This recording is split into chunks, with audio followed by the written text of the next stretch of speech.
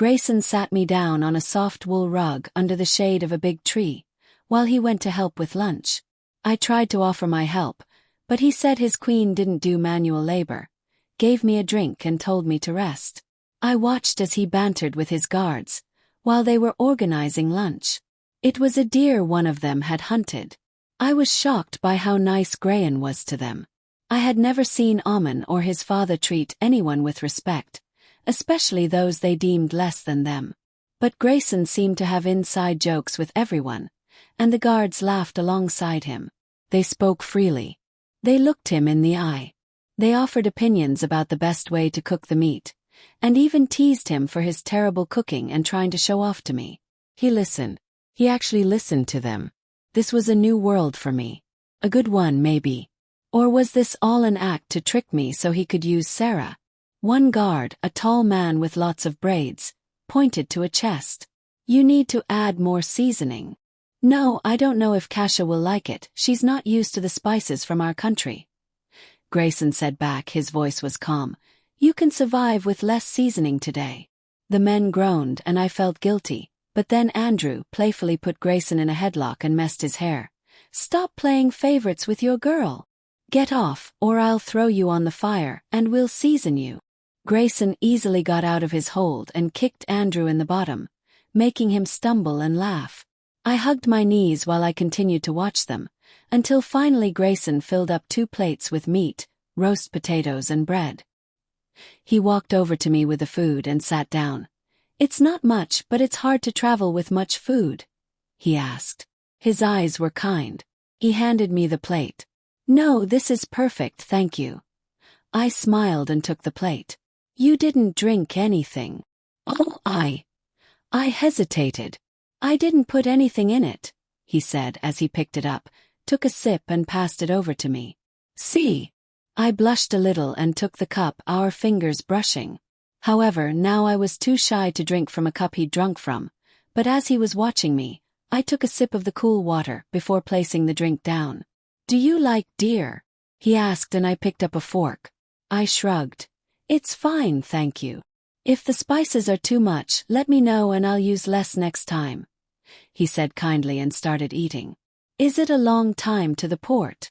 A few days, he answered with a mouthful of meat. We'll have to camp for 2 nights.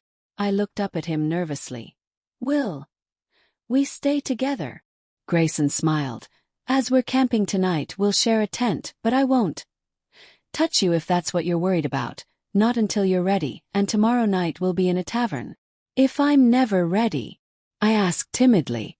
Greyson looked into my eyes. Then I'd better get used to cold showers, he joked, and I smiled and looked down. Eat, we have a long journey ahead, and I was to get a few more miles out of today before the sun sets. I started eating the meat and smiled. It's nice, I told him when I saw him looking, and he smiled in relief, but then I shivered from the wind, and Greyson put his plate down. He got up without another word and walked over to the carriage. What did I do? I asked Sarah. I said I liked the food. Why is he mad? I don't know, Sarah answered, but then I saw Greyson come back holding a cloak, which made me frown. When he reached me again, he carefully placed the cloak over my shoulders and sat back down. Better. I sat there frozen, just staring at him. This was too much, too overwhelming, and I couldn't help but start crying. What's wrong? What did I do? Greyson panicked, as his men turned to look at us. I put the plate down, quickly got up, and rushed into the woods, where I leaned against a tree and cried. Cassia! Greyson reached out and touched my shoulder, making me jump. Please, tell me, what did I do? Nothing, I shook from the tears. No one's ever been so kind to me. I don't know to trust you. I keep waiting for you to hurt me, but just. Greyson grabbed my arm and pulled me around, making me gasp in fear, but instead of hitting me, he pulled me into his arms and hugged me. I'll never hurt you, never.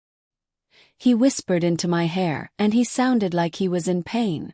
You don't have to do this because I'm a white Lycan, I cried. As long as you take me away from here, I'll work for you, but you don't have to force yourself to be with me. I know you're only doing this because you can't be with your real mate. I've told you you are my real mate, he argued and held me tighter. And I'm not using you because you're a white Lycan. I want you. Why? Yes. I didn't understand it. I'm nothing, I'm just. Stop it, you're not nothing, he told me. You're beautiful and kind and strong. I know what you've been through and you survived it. Not many could. I can't wait to get to know the women behind that strength. And to watch you blossom now that you're out of that hell. Please don't fear me, you can scream, you can hit me, stab me even, and I would still never raise my hand to you. I sniffed and leaned back. I didn't know if I could truly believe his words, but I was willing to try. I wanted desperately for it to be real. Greyson used his sleeve to wipe my cheeks and smiled. No more tears, you're too beautiful to be crying all the time. I smiled and looked down but froze in shock when he kissed my forehead. Let's go back and finish eating or those men will steal our food. I swear they should be the size of a house with how much those pigs eat. I laughed softly and Greyson's eyes lit up, and he offered me his hand, which I took, and walked us back to the others, and I saw Andrew waiting near our food. Is everything okay? Yes. Greyson nodded and Andrew bowed before returning to his food, but then he growled, Who took my plate? Greyson smiled. Told you. He winked at me as I sat down and Greyson put the cloak back over me. Once we'd finished eating, we continued traveling, only stopping once more by a river to drink. However, the men decided it would be fun to splash around, getting me wet, but when Greyson growled at them, they all lowered themselves, while Greyson turned back to me and wiped my face. Sorry, they're unruly dogs. It's okay. I'd smiled, I didn't want them to get in trouble because of me. By night, we stopped in a large opening, and the men got to work making camp.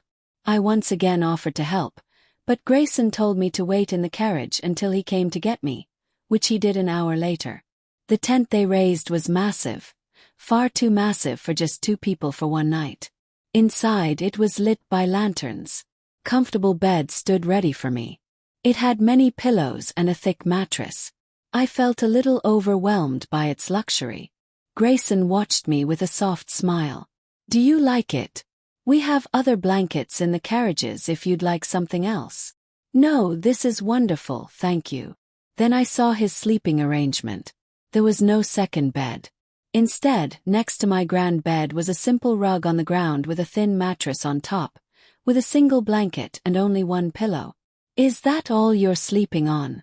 I don't mind swapping beds. Well, I do. He told me. I won't have my mate sleeping on the floor. My heart did a strange little thump, as I watched him pour some hot water into a bowl. We don't have a bathroom obviously, but I prepared some hot water for you. Why don't you wash up while we get dinner ready? Thank you. Once he'd left, I washed up. The hot water was nice, and I quickly cleaned my body, before dressing in one of the dresses Luna Clara gifted me, pulled on some shoes and cloak again, and went outside. I told you not to do it, you fucking fool. One of the men shouted, but Andrew growled at him. Watch your language.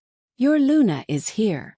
All the men fell silent for a moment, before the swearing man came over and bowed to me. I'm sorry, Your Grace. Oh, it's okay, I've heard worse. I told him, but he simply smiled, bowed again and went back to Andrew. Cassia, come sit by me. Greyson waved me over, and I pulled the cloak tightly around me, cutting off the cool air as I went to him sitting at a long table. Do you really travel with all of this? I gestured to the table and large tents. I just like to be comfortable. He told me and poured a drink. The men laughed as Andrew came over to us and placed his foot on the chair next to me as he leaned in. Our king here hates camping. He told me. He's too much of a spoil brat and can't live without his luxuries. The men laughed again, but Greyson glared at him. Go finish cooking. Yes, Your Majesty. He smirked, bowed and pranced back to the fire. Is that true? Asked my mate. He just shrugged before passing me a cup. But then I really should sleep on the mattress tonight and... No. He cut me off. I've already told you that you're taking the bed, so that's the end of the discussion. I smiled and nodded as I lifted the cup, but when I smelt the beer, I quickly put it down again, as memories flooded back of men holding me down and pouring alcohol into my mouth. You don't like beer? I don't drink. Okay. He took it back. Charlie, get me the juice. Yes, sir. A man called out and brought over a large jug. Pour your Luna a drink. I can do it, I said quickly and took the jug. Thank you. He smiled and returned to his task. I enjoyed eating with all the men. They were all loud and boastful and really seemed like they enjoyed each other's company. But as I watched everyone else, I noticed Greyson watching me. Every time our eyes met, I'd blush and look down at my fingers on my lap. As the night pressed on, I grew tired, but I didn't know if I was allowed to go, so after chickening out 7 times, I finally leaned over to Greyson. Am I allowed to go to bed? I whispered, but I noticed a few men sitting close by freeze and look at me, before pretending they hadn't heard. Of course. You don't have to ask permission, Greyson said quickly before standing up. We're going to bed, don't stay up too late, we're leaving early. He offered me his hand and I took it, letting him pull me towards the tent. You didn't have to go to bed too, I said awkwardly. It's fine, you gave me an excuse to go to bed and get out of cleanup. I knew he was lying, but I smiled and removed my shoes. As I climbed into the bed, I felt a little nervous. I'd never just slept in a room with a man, and I was scared Greyson would *p me during the night, but then I felt guilty for thinking that way about him. Comfortable? Yes, thank you. He smiled at me, hesitated for a second before walking over to me. I gripped the blanket, but all he did was lean over and kiss my forehead. Sleep well. You too. I relaxed as he walked away. He turned off the lanterns and laid down on his mattress. As I lay there, looking at the roof of the tent, I felt a strange mix of confusion and mild worry, and sleep came slowly. The bed felt too soft, and I felt guilty that Greyson was laying just a few feet away on the hard mattress.